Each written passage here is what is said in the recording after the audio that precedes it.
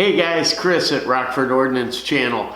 It's been a little bit. I've been late coming out with some videos. Seems like I've been putting out like 2-3 at a time and then slacking off for a week or two.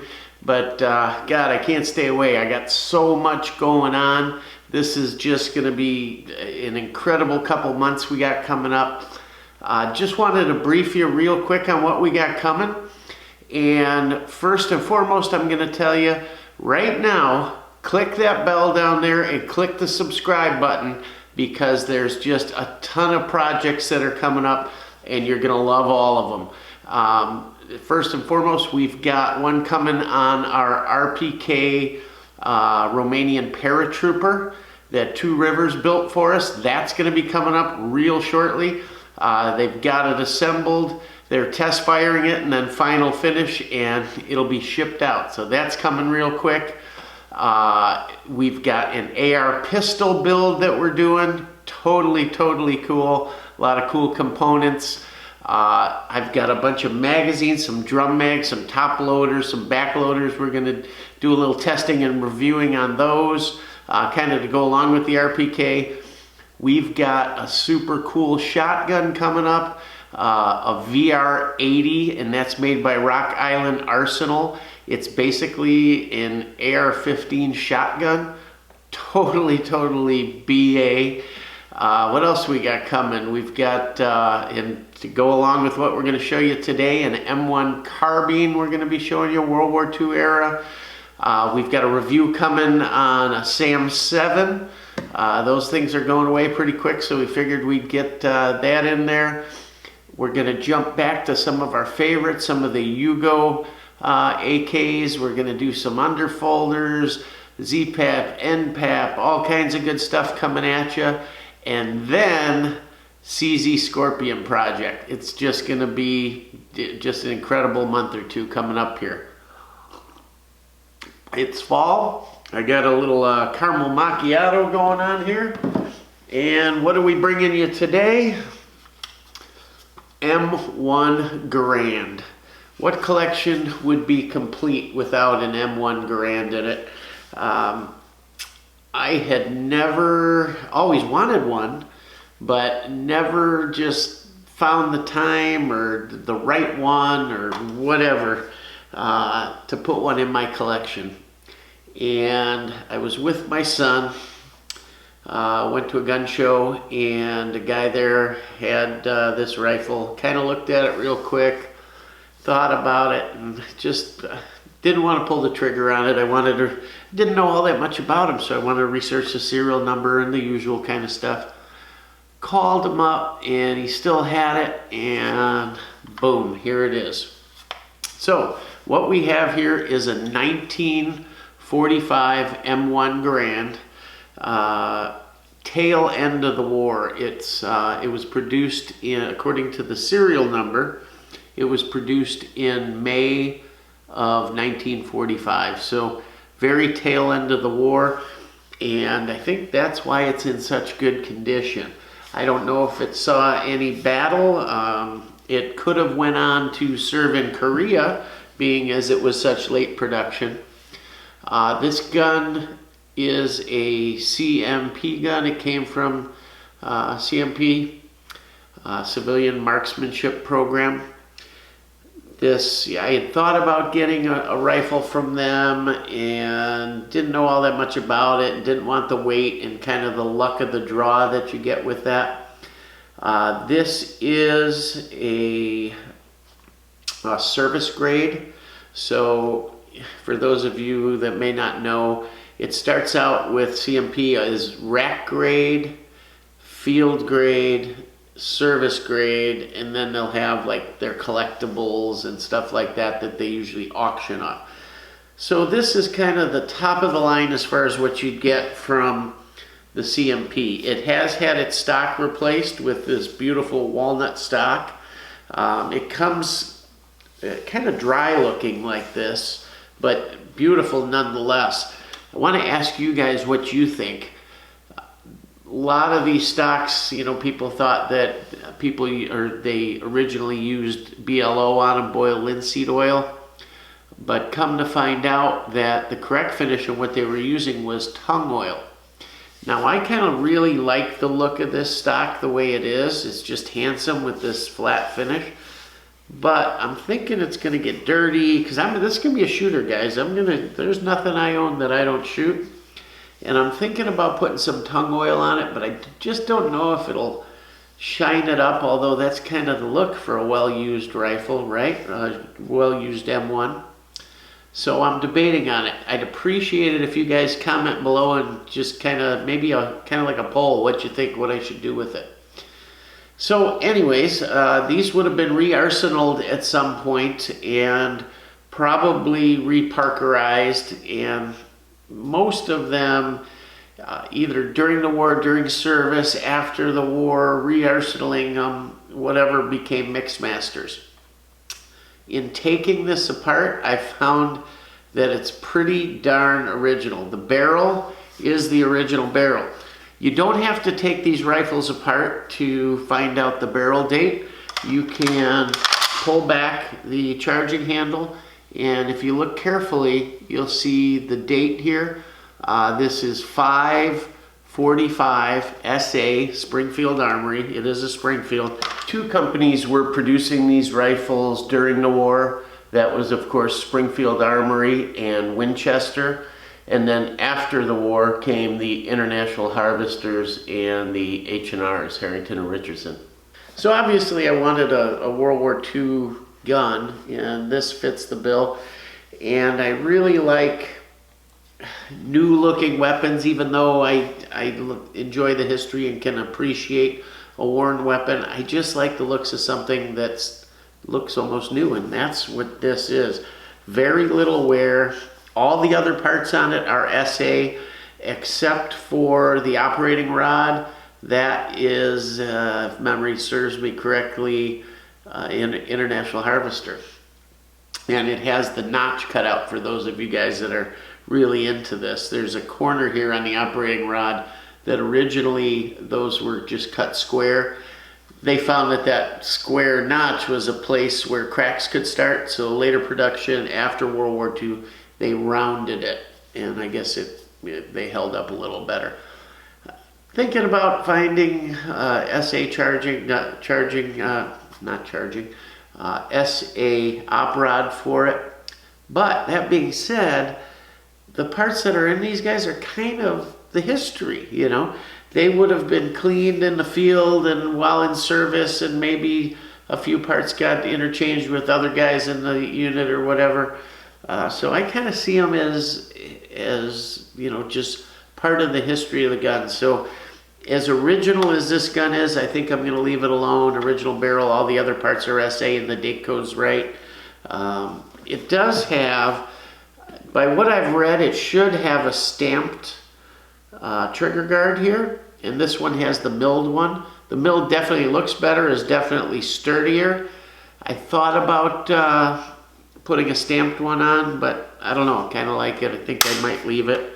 That's how the safety operates for guys that aren't in the know on these. Believe it or not, I had only shot a Garand once before and knew very little about them until I picked this up. But that's how the safety operates on it. Couple neat things. I've got all the accessories coming for it. I had ordered some end block clips. That's how these things load. First of all, it's a 30-06 cartridge, and they load, you put 8 rounds into these end block clips. Holds 8 rounds nice and tight. You insert them into the top of the rifle.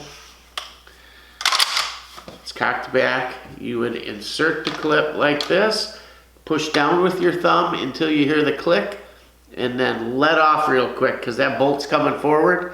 And if you're not quick enough, you're going to have an owie here. It's going to slam your thumb in there, and hence the term everybody talks about Garand thumb. If you lock it back all the way, it's locked. It ain't going anywhere, but sometimes guys won't cock it all the way, and it'll just hang up on the follower there, and it can, like this, come forward on you and smash your thumb. It has adjustable sights. You've got the windage and elevation, and they click really nicely. So they're definitely tactile, and you can hear them click, and they're tight. One thing with this rifle, and most of them, originally there were 3 types of lock bar sights. This should have had type 3, but they were all replaced after the war when they were re-arsenaled. So to be perfectly correct, I guess it should have that type 3 sight, but again, I think I'm going to leave it alone. It's a shooter, and just going to leave it alone. Anyhow, so I had ordered some of these clips from Numerix. The gun didn't come with any, and I didn't think about it actually when I was picking it up. So I ordered some, and I was itching to shoot this thing. So then I thought, God, there's an Army surplus store in town. I called over there, sure enough, he had them. So I went and grabbed a few of these today. Have not shot the rifle yet. We're gonna bring you another video of shooting a rifle and sighting it in and all. But kind of neat how these things work. I'd like to get one of the bandolier belts to hold a bunch of these. Brings me to another interesting fact that I found out after purchasing this, is that when it comes to the 30-06 ammunition, today's modern ammo is a little too hot for these rifles. It can cause damage to them, frankly, or so they say. Again, I don't know all that much about it yet. So I found some PPU ammo, and it's specifically designed for the Garand. It's 150 grain ammo and just a little lighter load than today's hotter stuff, I guess, and hotter powders. So we're gonna, when we take it out and do a little range work with it, this is what we're gonna use. I've got a sling coming for it, canvas sling and a leather sling. I think the canvas sling was probably the proper sling for it, but I like the look of that leather sling. And watching some old Army training videos, I'm not sure if the canvas sling will work the same way where you can put your arm through the loop and all. So got that coming. Also got a buttstock cleaning kit coming for it, a repop. So that'll be kind of cool to get in there. At that surplus store, I happened to find M1 Garand bayonet. And I thought it was a repop because the parkerizing's new and all. And what he said was it's not really a repop. It was made from original parts, just modern assembly. So they must, I don't know if they had new old stock blades laying around, they reparkerize them, or their new handles or whatever. But it's supposedly not a repop, just new manufacture. They didn't have any scabbards for it, but he did have one of these M10 scabbards, which looks totally wrong for the rifle. It's black polymer, but I got it just to keep it covered up for now. So I'll be searching for the proper scabbard for it. So this thing is just super sweet, super gorgeous. There's hardly a mark on this rifle. Had a lot of cosmoline on it, dried cosmoline, and when cosmoline dries, it gives that greenish hue to it that people talk about. And a lot of people, I think that green is part of the parkerizing. It's not. It's just dried cosmoline. So you take a little lacquer thinner and rub it on there, and it gets rid of it. I took the whole gun apart. It was very clean other than some of that Cosmo. It was not used. I don't think this thing was fired much. And the inside of the chamber is in the white, which makes me believe that maybe this wasn't reparkerized. It's the original barrel and all. Had it been reparkerized or re-arsenaled, I think it would have had, it wouldn't have the chamber in the white. Anyhow, I'm really happy. This is exactly what I was looking for. Maybe would have liked it to have been a little earlier, like a 1944 or something, 43. But this thing's going to fit the bill. In reading a little bit more about Garands, I knew a little, but I read some interesting stuff today. Garand came from Canada, and he started out, when he came to the U.S., he started out working in a textile mill, I think at the age of 10 or 11, or he moved here at 10 or 11. Worked in the textile mill, befriended some of the machinists there, and that led to him working in the machine shop, fixing, repairing, building machines for this textile mill. He had the hobby of target shooting, and that led to his interest in designing, building guns. He ended up working for the War Department, Springfield Armory to be specific, and this design, although it went into service in 1937, I believe, it had been out there for a while, and there were many iterations and changes of it.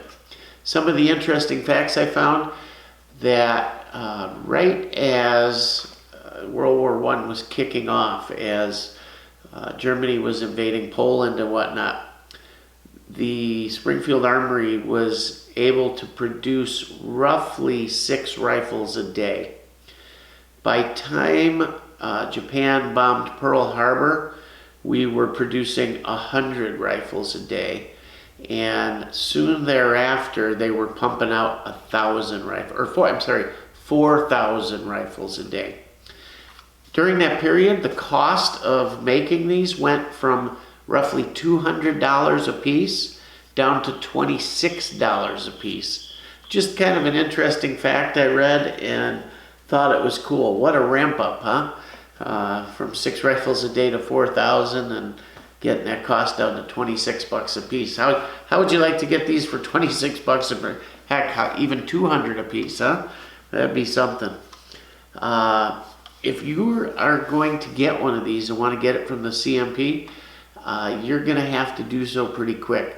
They got a new shipment a little while back out of the Philippines, and there's some really nice rifles there, but they've gone pretty quick. I don't know what they have left, but there's not a ton, and when those are gone, I got a feeling that's it for Garands. I may try to get my hands on one or two more. I'd like a collectible one to put away. This is a shooter, and maybe one for my son, but just what a rifle. Kind of heavy, but this feels like a battle rifle. And it is so cool to hold in my hands, as they say, the gun that saved the world. The gun that defeated Hitler, defeated the Nazis, and took that greatest generation to all the way through to winning the war. It feels so good and solid. I've shot one before. They got a pretty good thump to them, but not uncomfortable due to the semi-automatic action. They come apart super easy. You pull down on the trigger guard a little bit and pull it out, and the whole trigger assembly and bottom half come out, and then you just tap the receiver out of the stock. From there you can break down other stuff, but really, really easy to strip and clean. The crown is nice on this rifle. Oh, that brings me to the tag that these come with. I got the tag and the paperwork from the CMP, from the guy I got it from. There's 2 measurements that they take into account. That is the throat measurement, how much wear is in the throat here, and then the muzzle measurement. And the muzzle is +1, and the throat is a 2. So that's really damn near new. I mean, really, really, really good measurements. You know, they can go out to a 3, a 4. I think after 4, like 5, they consider them worn out. But this is pretty much as close to new as you're probably going to get. So that's what led me to believe that this rifle probably had not seen that much service. Just magnificent. Let's show you what this bayonet looks like on here. It's kind of cool. Sorry if I'm jumping around, guys. I just like to do these videos off the cuff and what comes to mind, and hopefully you'll like that. I like to be a little more conversational You know, not like some of these guys where it's just scripted. So anyways, you push down on it and it locks in and looks pretty darn cool. I think originally early in the war these were about 4 inches longer, and then they went to these shorter ones. The long one just wouldn't seem right to me. I don't know. So I don't know if you want to consider me a classic type of Garand owner or one that just likes what he likes. I don't know. I like to have things original, but I also got this mind's eye picture of how certain guns and rifles should look. This sucker's a little hard to get off of here. I don't want to watch me bang this rifle up or something. I'd be sad. I'm going to leave it alone. Anyhow, any questions on this thing? Let me know. I'm sure you'll be excited to see us take it to the range and shoot it. We're going to bring Jake back. He's going to come with us because he loves these things, and I can't leave him out on something this special. So we're going to take Jake out, and we're going to have a ton of fun with this thing. Might even bring that M1 carbine out, because that'll be a cool companion to this. Then all I need is that World War II 1911, and we got the whole gig. It's going to be a ton of fun. Stay tuned for these new videos I got coming. It's going to be a blast. So much cool stuff. I got so much going on, I can't even keep up with it all, guys. But I'm going to get it all done, all in. There's going to be a ton of videos on accessories for it all, and we're going to have a blast. So stay tuned. Please subscribe. As always, we love you. Rockford Ordnance out.